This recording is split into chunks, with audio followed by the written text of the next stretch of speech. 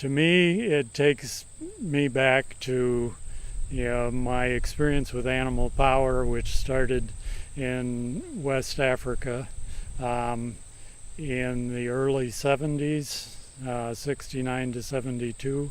I was assigned to a project, with the Food and Agriculture Organization of the UN by Peace Corps. I was there for 3 years. I worked very closely with the farmers as an extension agent. Spent most of my time with a subgroup of 30 farmers who were the initial group, so I knew their weekly, monthly changes through the year, and was paying close attention to that, trying to figure out both what problems they were having and what we weren't doing well enough. I mean, we were a bunch of grad students who were going over and being asked by Peace Corps and the United Nations to teach ox farming. None of us knew the depth of knowledge that our great-grandparents did, and we knew that. We knew that we didn't know how to teach voice commands to oxen. We knew we didn't know a lot of the machinery and things like that that might be used, how to make that machinery, and a number of those things. It's one of the real big things that drew me to Tillers International was that idea of working with smallholder agriculture in developing nations at that slower, more intentional kind of level of development rather than coming in and doing a large food distribution and then getting in your truck and driving away the next day. We try not to go into any community with a preconceived notion of what it is that they need, and that's not as typical in the development world as you'd like to think it is. We spend a lot of time just sitting down with people and figuring out what their issue is and going back and forth with, well, this is an idea that we have that can fix it, and then hearing from them why they hate that idea, and then coming up with another idea, or trying something, seeing that it breaks, and then going back and fixing it. We invest a lot of time in working with these communities, and that's something that's not as common in the development world as it should be.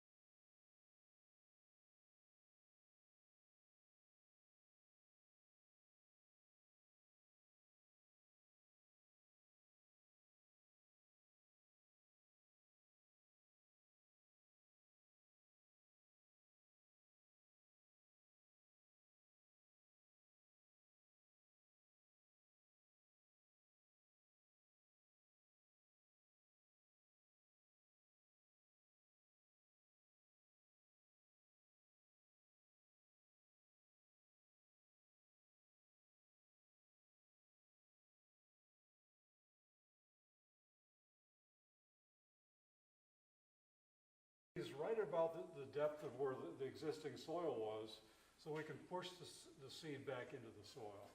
I mean, back into the seed front.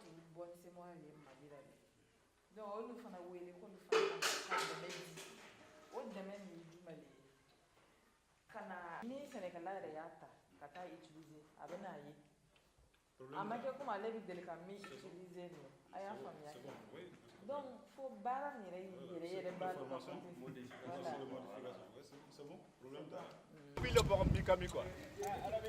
On pas vu, il y a rien indiqué. Amudu kadang fanya mam lawar biro la. Ini ka amba sini ni no amo. Amba sini ni da.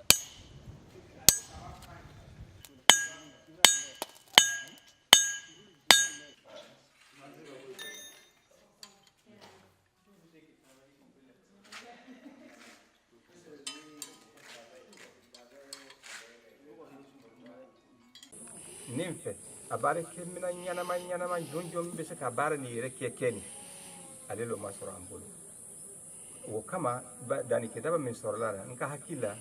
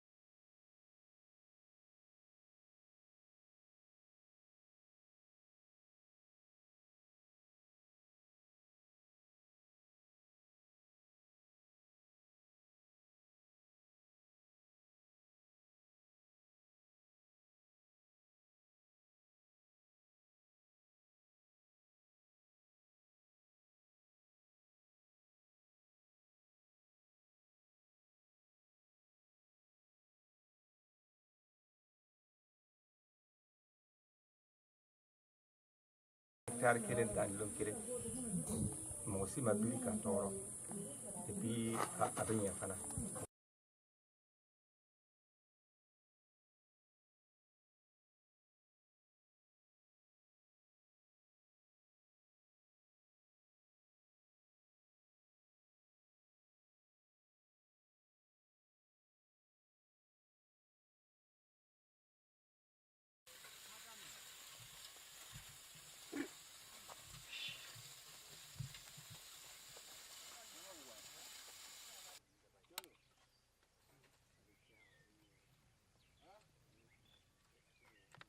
I charged it for about an hour last night, so enough slack there.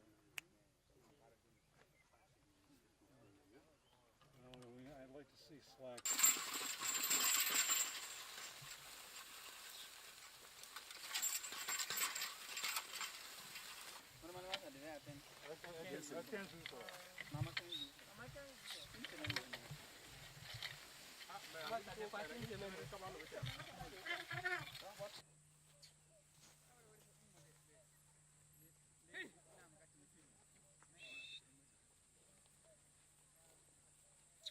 ni alete yo abeti se ka bon kene malu me bibi na ibalo ma bara nyana malu abese ka anka minan no lado nyana ma peut-être san kelen fla bara fanate peut-être ni mina ko nyana ma sorala la san dama ambese ka na faso.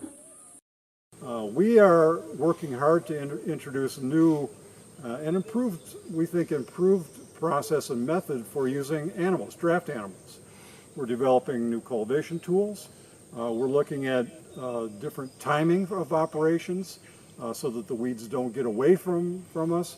And we want to have a well-trained, very responsive draft animals that will work well in the fields for the farmers. Working with auction is not typically a role for women.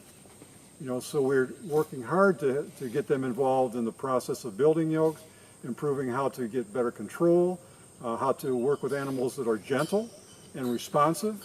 And we think if we can do that, that's a way that's going to really help solve some of the issues regarding gender equity and some of the challenges that women face here in really carrying a large share of the workload with some of the most tedious jobs.